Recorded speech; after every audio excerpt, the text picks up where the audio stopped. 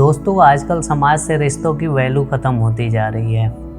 उसके पीछे केवल एक रीज़न है, लोगों की सोच। वो सोचते हैं कि सबसे मतलब रखने से हमारा टाइम वेस्ट होगा, पैसा वेस्ट होगा। हाँ, अभी कुछ लोग ऐसे भी हैं जो रिश्तों की कदर करते हैं, वो सबके टच में रहते हैं। तो आज की स्टोरी इसी से रिलेटेड है कि क्यों फ्रेंड्स, फैमिली ज़रूरी है हमारी लाइफ में। दोस्तों, मैं सौरभ, आप लोगों का स्वागत है हमारे चैनल हैप्पीनेस एंड ग्रेटिट्यूड में।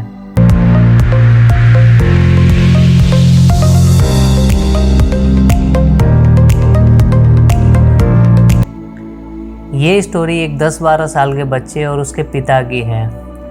बच्चा बचपन से ही देखता आ रहा था कि उसके घर बहुत लोग आते थे मिलने के लिए। ये उतने रिच भी नहीं थे, तो थोड़ा एडजस्ट करने में प्रॉब्लम होती थी। सबके लिए खाने पीने की व्यवस्था करनी पड़ती थी। फिर भी इतने सालों में कुछ नहीं बदला। ना उसके पापा के दोस्त रिश्तेदार कम हुए और ना ही लोगों का मिलना जुलना। वो अक्सर अपने पापा से पूछता था कि आप लोगों को मना क्यों नहीं कर देते। आपका नुकसान होता है, टाइम वेस्ट होता है, पैसा भी वेस्ट होता है। उसके पापा कभी इस बात पे जवाब नहीं देते थे, सिर्फ इतना बोलते, बाद में बताऊंगा।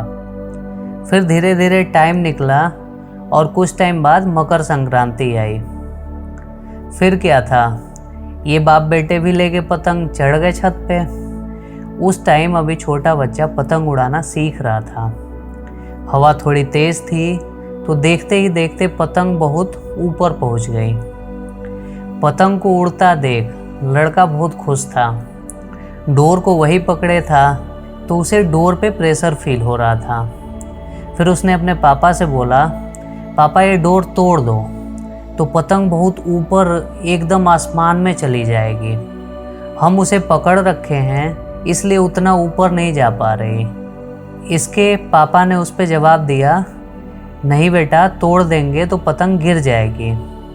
लेकिन वो माना नहीं और कैंची से पतंग की डोर काट दी। फिर क्या था, पतंग बहुत तेज़ी से ऊपर गई, लेकिन उतनी ही तेज़ी से ज़मीन पे आ गिरी।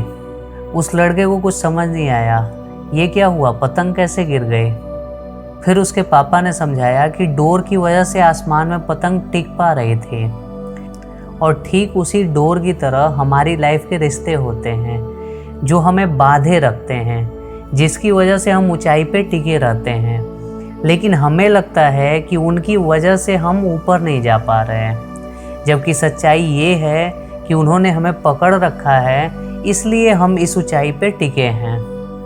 जिस दिन हमने उनको छोड़ दिया, हम थोड़ा ऊपर तो जाएंगे, लेकिन फिर ज़मीन पे आ गिरेंगे। और दोस्तों, वैसे भी हमारी वैल्यू हमारे लोगों के साथ ही है। एक दिन एक व्यक्ति अंगूर खरीदने गया।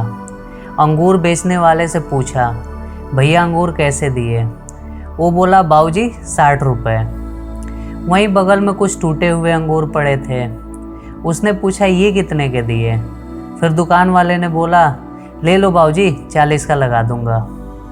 उसको बड़ा अजीब लगा। उसने बोला, ये दोनों अंगूर एक जैसे ही हैं, मीठे भी हैं, लेकिन तुम इनका रेट अलग अलग क्यों बता रहे हो।